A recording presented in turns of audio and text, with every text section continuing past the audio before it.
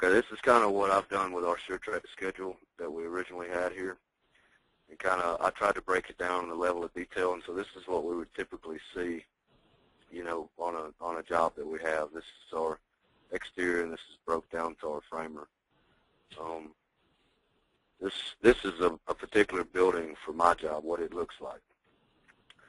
Now, it looks kind of convoluted, but we've been able to find some things. I've got 15 different buildings and a clubhouse on the job, but we've been able to find some ways to optimize the schedule.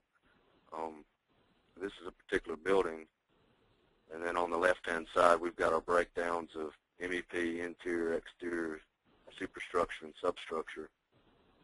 We've got 5 different phases of the job, and then this is a particular building, and then it's broke down: foundation, level 1, 2, roof, so on and so forth. Where you really get value out of this is when you start breaking it down to specific trades, such as my concrete sub. Actual data on the left that we've done, and projected data right here on the right with the large dashed lines. This particular building had a sanitary line, existing sanitary line running through it that we couldn't do. And so if I don't get off my tail and get this building, the slab poured, it's going to start throwing the rest of my job off, ultimately even way out here. So. Now, are you putting that note in there, or is the software itself generating it? It generates the note, and then I can click on that note and control the fix for it.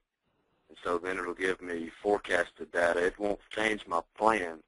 My plan is the straight full lines. It'll only change my forecasting lines, which is that's a very good tool to see what we need there. Well, it's a great communication tool because you can print that out. You can bring the owner in because of this sewer line. If he's holding it up, and you say, this is what does to me, and it pushes out to here. So we got to get the civil guy and the city or whomever's holding this up, and we got to get this fixed. Mm-hmm. Or if it's a sub, production rates or causing impacts to others, you can get him in and you can show this. And it makes a great communication tool because I'd love to have something like this post-mortem to resolve an issue. Hey, this is where it was. Yeah, you know, you were saying earlier about tracking delays and such. Well, what we can do, and what's something we've been able to work with here, is something similar to your clash detection report. You have a dot. That dot is a direct relationship to something that's happened. Let's say I had an issue with my framer on my clubhouse building. Well, what we did is we created a disturbance report, basically, and this tells and shows exactly what the delay was. We took a photograph of the issue, and the reason being what the issue was.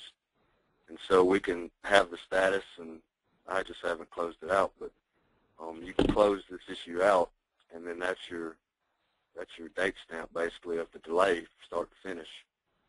Man, it would be great if every time a red dot showed up, that you could right-click on that red dot and this report come up, and it fill in the date that it occurred. It would auto-fill all of that, and bring that activity up, and then you could just put a brief description in it. Yeah. That's right. Yeah. That would be that red one. It would stay pink even after they were resolved or something. It's historical. It exists. Yeah. It's far easier to see that with this type of grafting than it is on a Gantt chart. Right. You agree with that, don't you?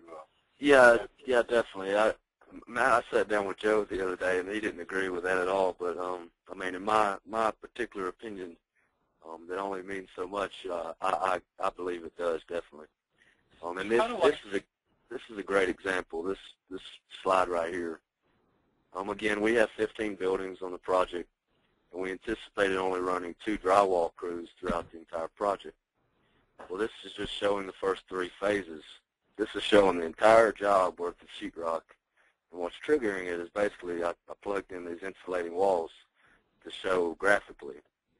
So what we found is that once we got to building 14, this sheetrock duration was tied. Let's see, this building right here was tied to this building, and this building was tied down here to building 15 or building 5. We realized we had about a month worth of a building just sitting in place with nothing going on. And so what we did is we made a point to put in our drywall subcontract that he is to have 3 crews starting at building 14. So that automatically sucked our drywall duration in about 3 to 4 weeks. So that's where things really happen visually that that you just can't see with the Gantt chart.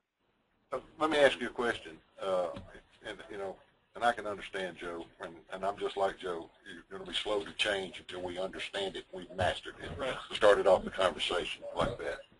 But I do see a lot of promising things. But does Brady see the promising things when you're working with him? Well, I mean, Jeff Wright is now kind of my guy. You know, Brady hasn't been up to my job yet. He'll be here in a few weeks. And we're supposed to sit down and go through this, together. Okay. But, I mean, talking through it with Jeff Wright, I mean, Jeff sees a tremendous amount of value just in this. And like the guys, I think ultimately, really the software, when it comes down to scheduling, the software is really not much different in the things that you can do with it, except when it comes to things like resource loading and the data that you're able to save in the future and actually give some of those forecasts. Outside of that right now, I don't know much else that it does different than SureTrack. But the views, to me, this is a personal preference, and Joe don't like that saying, but to me, the personal preference is some of the views that I can create with Vico versus SureTrack.